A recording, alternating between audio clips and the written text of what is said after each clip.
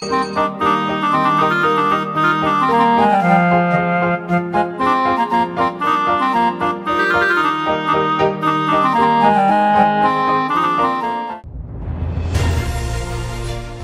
संस्कारातून व्यक्तिमत्व विकास घडवणारी संस्था नाट्य संस्कार कला अकादमी पुणे।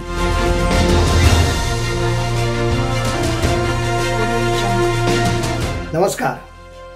नाट्य संस्कार कला अकादमी आयोजित दिवाकर स्मृती ऑनलाईन नाट्यछटा स्पर्धा 2021 वर्ष 30वे आज प्राथमिक फेरीचा निकाल जाहीर करणार आहे। रसिक हो, मी प्रकाश पारखी, प्रमुख विश्वस्त नाट्य संस्कार कला अकादमी आपल्या सगळ्यांचं सहर्ष स्वागत करतोय। 1992 साली दिवाकरांच्या वास्तव्यानं पावन झालेल्या नुमवी शाळेच्या सभागृहात या स्पर्धेला सुरुवात झाली। त्यानंतर ही स्पर्धा लोकप्रिय होत गेली। गेली अनेक वर्ष बालगंधर्व कलादालनातही या स्पर्धा होत होत्या। सुरुवातीला पुणे शहरामध्ये, त्यानंतर पिंपरी चिंचवड शहरामध्ये असा या नाट्यछटेचा प्रवास विस्तारित होत गेला। सुरुवातीला शालेय विद्यार्थ्यांसाठी घेतल्या जाणाऱ्या या स्पर्धा याची लोकप्रियता वाढली आणि मग खुल्या गटासाठी पण होऊ लागल्या। पुण्यामध्ये 8 ते 10 केंद्रांवर आणि नंतर पिंपरी चिंचवड येथे स्वतंत्र विभाग करून तेथेही 4-5 केंद्रांवर या स्पर्धा होऊ लागल्या। 2020 सालापासून कोरोना लॉकडाऊनच्या निर्बंधामुळे या स्पर्धा ऑनलाईन घेण्यात आल्या। स्पर्धा ऑनलाईन घ्यायला लागल्यापासून या स्पर्धेमध्ये महाराष्ट्राबाहेर देशातील आणि इतर देशातीलही स्पर्धक यामध्ये सहभागी होऊ लागले आणि त्यामुळे ही स्पर्धा विश्वस्तरीय झाली आहे। या स्पर्धेची अनेक वैशिष्ट्ये आहेत। गेल्या वर्षी सुरू झालेला ज्येष्ठ नागरिकांचा गट यावर्षी पण त्याला चांगला प्रतिसाद मिळाला। काही स्पर्धक तर 80 वर्षाच्या पुढे आहेत। ऑनलाईन स्पर्धेमुळे त्यांना याच्या भाग घेणं सोयीचं झाले आहे। याचबरोबर आणखीन एक गोड गट म्हणजे छोटा गट, शिशु गट। 3 वर्षापासून या गटात मुलांनी भाग घेतला होता आणि अतिशय गोड अशा प्रकारचं सादरीकरण त्यांनी केलं की असं वाटलं सगळ्यांनाच बक्षीस द्यावं। या स्पर्धेत आणखीन एक महत्त्वाचा गट ठरला तो म्हणजे खुला गट। यामध्ये स्पर्धकही भरपूर होते आणि गुणवत्ता पण चांगली होती आणि सगळ्यात आनंदाचा भाग म्हणजे यावर्षी दिवाकरांच्या नाट्यछटांचं प्रमाण खूप आहे आणि त्यासुद्धा परिचित नाही तर दिवाकरांच्या अपरिचित नाट्यछटा सुद्धा स्पर्धकांनी सादर केल्या आणि अतिशय सुंदर सादरीकरण केलं। या स्पर्धेचं एक वैशिष्ट्य म्हणजे अनेक विषय या स्पर्धेत हाताळले जातात। अगदी यावर्षी विज्ञान हा विषय सुद्धा हाताळला गेला आहे। त्यामुळे विषयांचं वैविध्य हे एक प्रमुख वैशिष्ट्य या स्पर्धेचं आहे। सर्वांनाच वाटतं की आपण अंतिम फेरीत जावं, परंतु ही स्पर्धा आहे आणि त्याचे काही निकष आहेत। खरं म्हणजे स्पर्धेपूर्वी 1 तास विनामूल्य मार्गदर्शन केलं होतं, पण ते मार्गदर्शन पाहूनही किंवा काहींनी न पाहता या स्पर्धेमध्ये नाट्यछटाच सादर केल्या नाहीत। एकपात्री, द्विपात्री, त्रिपात्री अनेकांचे संवाद यामध्ये सादर केले गेले। नाट्यछटा म्हणजे एकट्याचाच संवाद असतो असं वारंवार सांगूनही काही स्पर्धकांनी परत परत त्याच चुका केल्या आहेत। याकरता आत्मपरीक्षण हे फार महत्त्वाचं आहे। आपण दिलेली नाट्यछटा ही वाचिक आणि अंगिक अभिनयाद्वारे अधिक प्रभावी करतो आहोत का यावर स्पर्धकांनी लक्ष दिलं पाहिजे। नाट्यछटा खरं तर मनोरंजक हवी, मार्मिक हवी, तिच्यामध्ये मनुष्य स्वभावावरती व्यंग हवा आहे। थोडक्यात पण छान अशा प्रकारचं या नाट्यछटेचं स्वरूप असतं आणि तरच ती नाट्यछटा अंतिम फेरीत जाते. त्यामुळे नुसती नाट्यछटा पाठ केली आहे, कुठेही अडखळला नाही, घाबरला नाही एवढंच चालत नाही. तर वाचिक आणि अंगिक अभिनयाला फार महत्त्व आहे. प्रेक्षकांच्या समोर तो प्रसंग उभा राहिला पाहिजे इतकं सामर्थ्य त्या नाट्यछटा सादरीकरणात हवे आहे. नाट्यछटा करताना हातवारे करायचे. आता त्या मुलांचा काही दोष नाही, परंतु मार्गदर्शकांनी छोट्या मुलांना दोन्ही हातांनी हातवारे करायला सांगितले. आपण काही बोलत असताना असे दोन्ही हातवारे करतो का? उगाचच निष्कारण हातवारे हे सुद्धा नाट्यछटेला मारक ठरलेले आहेत. एखाद्या प्रसंगामध्ये आपण किती हातवारे करतो, एखादं सांगत असताना किती हातवारे करतो, निष्कारण आणि विशेषतः दोन्ही हातांनी आपण करतो का, हा विचार प्रत्येकाने लक्षात घेतला पाहिजे. आत्मपरीक्षण करत असताना आपल्या लक्षात येईल की कॅमेरासमोर आपण सुरुवात केलं की आपल्या चेहऱ्यावरती एक प्रकारची भीती दिसते आणि या भीतीमुळे सुद्धा आपण अपयशी ठरू शकता. एकतर नाट्यछटा म्हणजे पाठांतर नाही, ही नाट्यछटा मराठीमध्ये आहे. मराठीतील अनेक शब्द आपल्याला उच्चारता येत आहेत की नाही, नाट्यछटेतले कितीतरी शब्द त्याचे उच्चार स्पष्टपणे सादर केले गेले नाही आहेत. तेव्हा आपण आत्मपरीक्षण करावं आणि अधिक चांगल्या प्रकारे नाट्यछटा सादर करण्याचा प्रयत्न करावा. आणि आपण अंतिम फेरीत गेलो नाही याचा अर्थ आपल्याला काहीच येत नाही असं नाही.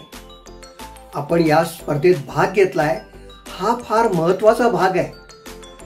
आपल्याला हा एक चांगला अनुभव मिळालेला आहे आणि तो अनुभव अतिशय आनंददायी आहे, हे सगळ्यात महत्त्वाचं. आणि म्हणूनच सगळ्यांना सहभागाची प्रमाणपत्र आहे. सर्व स्पर्धकांना ही प्रमाणपत्र लवकरच पाठवण्यात येईल. थोडासा वेळ लागला तरी काळजी करू नका, सर्वांना प्रमाणपत्र मिळेल. अंतिम फेरीत गेलेल्यांसाठी काही महत्त्वाच्या सूचना. नाट्य संस्कार कला अकादमी दिवाकर स्मृती ऑनलाईन नाट्यछटा स्पर्धा 2021 वर्ष 30. या स्पर्धेची अंतिम फेरी शनिवार दिनांक 4 सप्टेंबर सायंकाळी 7 ते 9 या वेळामध्ये गट क्रमांक 5 आणि 6 होणार आहे. रविवार दिनांक 5 सप्टेंबर सकाळी 10 ते 12 गट क्रमांक 3 आणि 4 होतील. तसंच 5 सप्टेंबरला दुपारी 12 ते 2 गट क्रमांक 1 आणि 2. अंतिम फेरीत निवड झालेल्या स्पर्धकांना सर्व सूचना वैयक्तिक पाठवण्यात येणार आहेतच. तरी सुद्धा काही सूचना मी आता सांगत आहे. सगळ्यात महत्त्वाचं म्हणजे प्राथमिक फेरीत जी नाट्यछटा आपण पाठवली आहे तीच नाट्यछटा अंतिम फेरीत करायची आहे. त्यात कोणताही बदल करायचा नाही. सदर नाट्यछटा ही झूमवर ऑनलाईन होणार आहे. त्यामुळे आपल्या घरामध्ये जिथे नेटवर्क चांगलं येतं आहे, तुमच्यावरती प्रकाश चांगला पडतो आहे आणि तुमचा कॅमेरा हा डोळ्याच्या समोर अशा पद्धतीने की तुमचा चेहरा आणि गुडघ्यापर्यंतचा भाग दिसतो आहे, अशा पद्धतीने तो कॅमेरा ठेवण्यात यावा. आपण जेथे ती नाट्यछटा सादर करणार आहात ती जागा शांत असावी, भरपूर प्रकाश असावा आणि नेटवर्क व्यवस्थित असावं. नाट्यछटा सादर करताना आपला आवाज स्पष्टपणे ऐकू जाईल अशा प्रकारे मोठ्याने सादर करावा. प्राथमिक फेरीला अनेक लोकांनी चुकीचा कॅमेरा ठेवलेला होता. काही लोक वरती ठेवतात, काही लोक खालती ठेवतात. आपल्या डोळ्याच्या समांतर असा तो कॅमेरा ठेवायचा आहे, ज्यामुळे समोरच्या परीक्षकांना ती नाट्यछटा नीट पाहता येते. स्पर्धकाला आपापल्या गटाप्रमाणे स्पर्धेची तारीख आणि वेळ ही कळवण्यात येणार आहे. यावर्षीची नाट्यछटा स्पर्धा अतिशय अटीतटीची झाली. यामध्ये परीक्षकांना प्रश्न पडला, विशेषतः 3 क्रमांक आणि 4 क्रमांकाच्या गटामध्ये तर अगदी चुरस होती. तरी आम्ही जास्तीत जास्त स्पर्धकांना अंतिम फेरीत पाठवण्याचा प्रयत्न केला आहे, तरी सुद्धा काही स्पर्धक नाराज होण्याची शक्यता आहे. त्यांनी कृपया नाराज होऊ नये. आता मी अंतिम फेरीत गेलेल्या स्पर्धकांची नावं जाहीर करतो. गट क्रमांक 1 शिशु गट. क्षिप्रा जोशी, राजविका फाळे, पूर्वा आहेर, दुर्वा ठोंबरे, अद्विका राऊत, मृगांक कासार, शिवांश मोरे, चिरायू कुलकर्णी, शौर्या वाघमोले. गट क्रमांक 2 मनस्वी देशपांडे, माधव पवार, शिवांश शहा, अद्विता अर्रिकेल, स्वरा सागळे, नंदिनी यावलकर, अन्वित हर्डीकर, प्रार्थना मोरे, निलय भाटिया, मृण्मयी ओक, प्रणव कडू. गट क्रमांक 3 चे स्पर्धक आहेत अरुंधती सुरवडे, सई कुलकर्णी, निहिरा डिकोंडा, शारिनी येवलकर, भार्गवी गोसावी, आत्मज सकोंडे, अनुश्री देशपांडे, नित्या बायस, आरोही देशपांडे, स्वरा शिंदे. अंतिम फेरीसाठी निवडलेले स्पर्धक. गट क्रमांक 4 सोहा धर्माधिकारी, निषाद साने, तक्षिल अभ्यंकर, सनत देशपांडे, सानवी भाके, सावनी दाते, मृण्मयी विरकर, सई भोसले, काव्या गोडबोले, ईश्वरी निकम. गट क्रमांक 5 मध्ये अंतिम फेरीत गेलेले स्पर्धकांची नाव: अनया भेगडे, अथर्व खोडके, रुचा जाधव,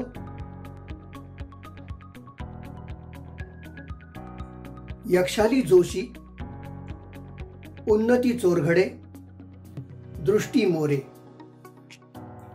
गट क्रमांक 6 मध्ये निवडलेले स्पर्धक: